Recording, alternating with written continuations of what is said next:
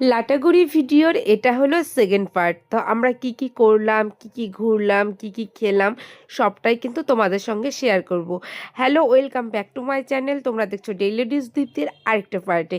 আমি দীপ্তি তোমাদের নিয়ে এলাম লাটাগুড়ি ভ্রমণ কাহিনীতে।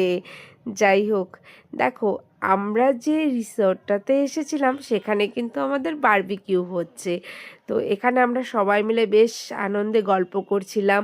আর এই ঠান্ডা শিশির হাওয়ার পাশে ছিল আমাদের এই সুতোর আগুনটা। তো খুব গরম লাগছিল আর ভালোও লাগছিল।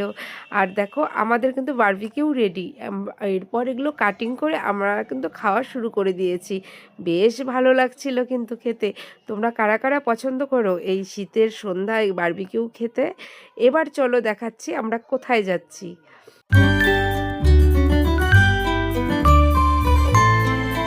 কেউ যদি বলে পাহাড় না সমুদ্র, আমি অনায়াসে বলবো পাহাড়।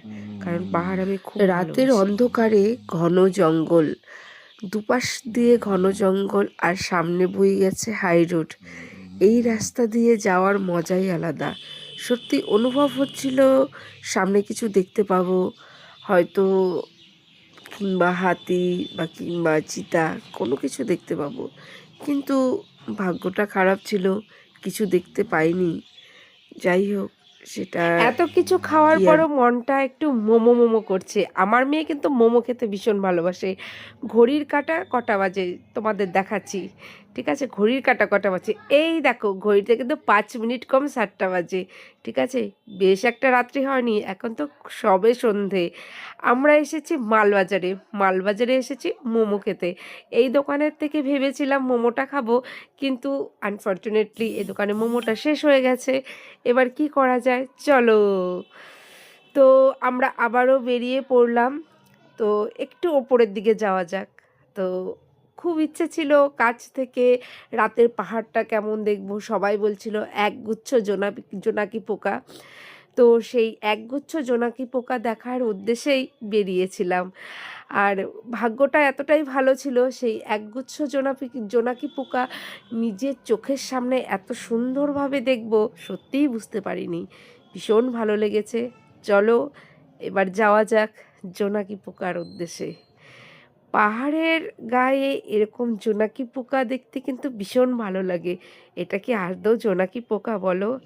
না না না, এটা অনেকেই তোমরা ভুল ভাবতে পারো। এটা যখন রাত্রিবেলা পাহাড়ে যে ছোট ছোট ঘর আছে, কটেজ আছে, যে ছোট ছোট লাইটগুলো দেখা যায় না, দূর থেকে একদম জোনাকি পোকা লাগে। মনে হচ্ছে পাহাড়টাকে সাজিয়ে রেখেছে জোনাকি পোকার মতো। তারপর ওখান থেকে বেরিয়ে আসলাম। এখানে দেখো একটা টুর্নামেন্ট খেলা হচ্ছে, ফুটবল খেলা। বহুদিন পরে এই স্পোর্টসটা দেখলাম, বেশ ভালো লেগেছিল। কিছুক্ষণ দাঁড়িয়ে আমি খেলাটা দেখেছি। তারপর রাত হয়ে গেছে, তো এগোতে তো হবেই।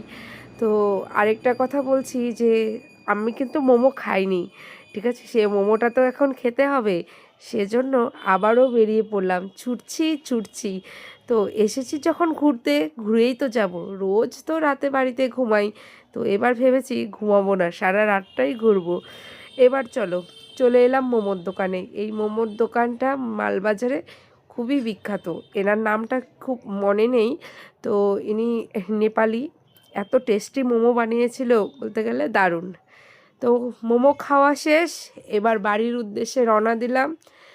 আপনারা সবাই ভালো থাকবেন। সম্পূর্ণ ভিডিও দেখার জন্য অসংখ্য ধন্যবাদ। এভাবেই আমার সাথে থাকুন, পাশে থাকুন।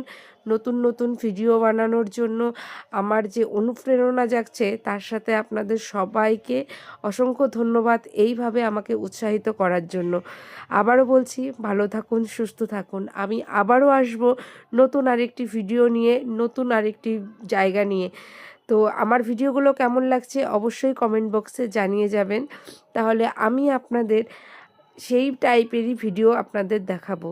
অসংখ্য ধন্যবাদ সঙ্গে থাকার জন্য।